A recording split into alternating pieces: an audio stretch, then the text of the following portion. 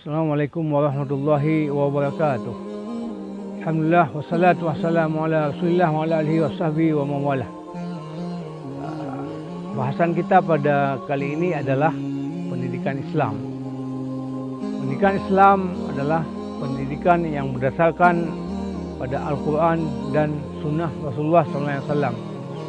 Jika kita berbicara tentang pendidikan Islam, maka sandarannya adalah Al-Quran dan Sunnah. Jika bukan karena Al-Quran dan Sunnah, itu bukan namanya pendidikan Islam. Pendidikan Islam itu dimulai dari rumah. Biasanya kalau rumah tangga itu bagus, rumah tangga itu akur, rumah tangga itu religi, maka akan memproduksi anak-anak yang juga akan mendatangkan kebaikan bagi anak-anak di masa depan. Karena dalam bahasa Arab juga disebutkan bahwa al-ummu madrasatul ula bagi anak-anak. Ibu itu adalah madrasah pertama bagi anak-anak, atau bahasa lain, universitas pertama bagi anak-anak adalah rumah tangga.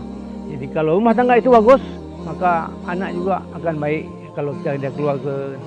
Makanya dalam pendidikan Islam itu sesuai dengan hadis Nabi itu kullu mauludin yuladu 'alal fitrah. Fa abawahu yuhawidani aw yunasirani aw yumajisani. Maka di sini pendidikan keluarga, lingkungan pertama bagi anak-anak adalah keluarga.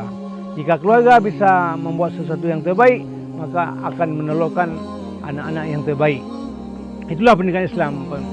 Dan kalau kita lihat pun orang-orang Inggris juga berkata bahwa charity begins at home. Kebaikan juga mulai dari rumah. Kalau rumah tangga berhasil, kalau rumah tangga yang Islami, pasti akan melahirkan anak-anak yang berakhlak mulia. Dan akhlak mulia dimulai daripada orang tua, ibu dan bapa. Nah, itulah pendidikan Islam yang inti. Dan kalaupun tidak sesuai dengan Al-Quran dan hadis, maka kita kembali lagi bagaimana yang sebenarnya pendidikan Islam itu. Maka dalam pendidikan Islam itu yang pertama sekali, yang paling penting adalah bagaimana memberikan kepada anak-anak itu hal yang terbaik atau hal makanan yang paling halal. Kalau kita mengkonsumsi makanan halal, maka akan memproduksi yang halal. Kalau orang tua itu salah-salah mengkonsumsi barang yang tidak halal, maka kita takutkan anak-anak nanti akan melahir anak-anak yang kalau bahasa kita itu anak-anak yang bandel atau tidak suka kepada ajaran Islam, tidak suka kepada yang kebaikan-kebaikan, bahkan menentang kebaikan. Nah, inilah pendidikan Islam. Kalau kita mulai dengan baik, akan melahirkan yang baik. Tapi kalau kita mulai dengan yang jelek, akan memproduksikan yang jelek.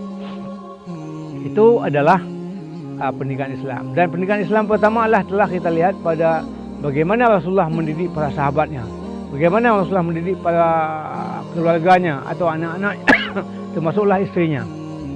Nah, jadi kalau kita ingin menjalankan pendidikan Islam, maka rujukan bagaimana Rasulullah. Dan juga Rasulullah bukan hanya berhasil mendidik keluarga, Rasulullah juga berhasil mendidik para sahabat, mendidik para umat. Malah orang-orang yang non-muslim mengatakan bahwa salah satu daripada keberhasilan Rasulullah dalam waktu yang paling singkat mengajarkan pendidikan Islam khusus jadi harap karena akhlak mulia yang dimiliki oleh Rasulullah. Yang berdasarkan, dan Rasulullah pun diutus hanya untuk memperbaiki moral manusia yang sudah jelek. Nah, kalau kita mulai dengan pendidikan Islam, kalau kita ingin menjalankan Islam, maka perbaiki moral-moral bangsa dulu. Yang bangsa itu daripada rumah tangga, kampung yang terdekat dulu, atau keluarga terdekat, habis itu baru kita bisa memperbaiki negara. Jika negara itu dipimpin oleh orang yang tidak berakhlak atau tidak memiliki sense of Islamic education sedikit pun, maka jangan harap bangsa ini akan bagus. Karena tidak dimulai oleh pendidikan Islam. Kebanyakan sekarang pendidikan sekuler, pendidikan liberal atau plural. Ini bukan hanya menjadi bahaya bagi diri pribadi, tapi akan menjadi bahaya bagi seluruh bangsa jika memang mereka menempati posisi ranking teratas di negara. Maka oleh karena itu dalam Islam, dimanapun kita berada, kalau kita tidak kuat background tentang pendidikan Islam atau agama Islam atau ajaran Islam, maka dia akan terlihat di mana kita berada. Kalau kita jadi pemimpin, maka pemimpin yang mengabaikan Islam. Kalau kita jadi tokoh masyarakat, tokoh yang tidak mencintai nilai-nilai Islam. Nah, kenapa kita tidak dibarengi atau tidak dibekali dengan latar belakang yang kuat tentang pendidikan Islam? Saya kira itulah yang dapat saya sampaikan.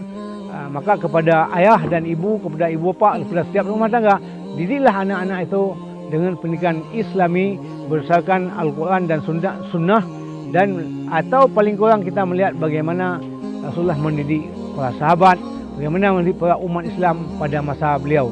Demikian, wabillahi taufiq wal hidayah. Wassalamualaikum warahmatullahi wabarakatuh.